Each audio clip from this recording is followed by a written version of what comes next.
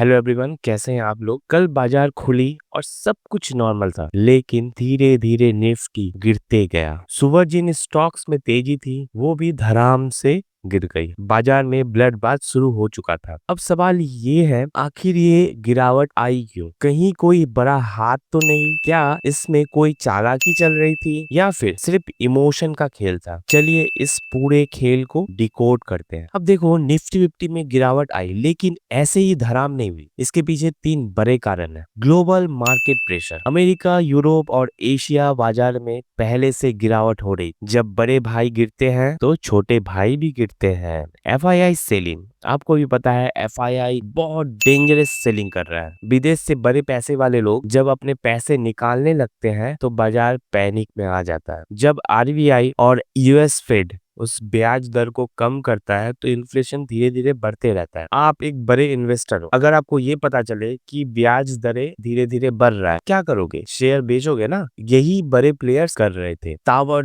तोड़ बिकवाली शुरू की और देखते ही देखते बाजार लाल हो गया। छोटे इन्वेस्टर को डर लगने लगा, अरे ये क्या हो गया, ऐसा स्टॉक गिर रहे हैं, कालो पैसा भाई, स्टॉप लॉस हिट हो गया है और फिर स्टॉक मार्केट में पैनिक सेलिंग आ गया। अगर आप देखोगे तो बिटकॉइन भी यहाँ से बहुत नीचे जा चुका है। अभी समथिंग अराउंड 1 लाख रुपीज था वो। बिटकॉइन भी अभी 90,000 के नीचे है। इसका मतलब कहीं ना कहीं पूरा वर्ल्ड मार्केट पे चल रहा है सेलिंग। ट्रेडर्स और इन्वेस्टर को क्या करनी चाहिए? घबराओ मत, मार्केट गिरता है लेकिन फिर उठ जाता है। स्टॉप लॉस को ध्यान रख, रिस्क मैनेजमेंट सबसे जरूरी है। लॉन्ग टर्म प्लानिंग करो, छोटी गिरावट से मत घबराओ। और हाँ, फोमो, डर की वजह से खरीदना मत करो वरना नुकसान होगा। निफ्टी में 28 साल बाद इतना बड़ा डेंजर। एक बात बताओ, अगर ये महीना भी नेगेटिव होता है तो ये 1995 के बाद पहली बार होगा जब निफ्टी 8 महीने कंटिन्यूअस गिरेगा। 1994 से 1995 में ऐसा ही हुआ था और उसके बाद 1996 में भी मार्केट 5 महीने तक गिरता रहा। जब इतनी बड़ी गिरावट होती है तो या तो एक बड़ा रिवर्सल आता है या असली मंदी शुरू होती। मंदी मतलब क्रैश। अब सोचो, क्या हिस्ट्री रिपीट होगा या इस बार कुछ अलग होने वाला है?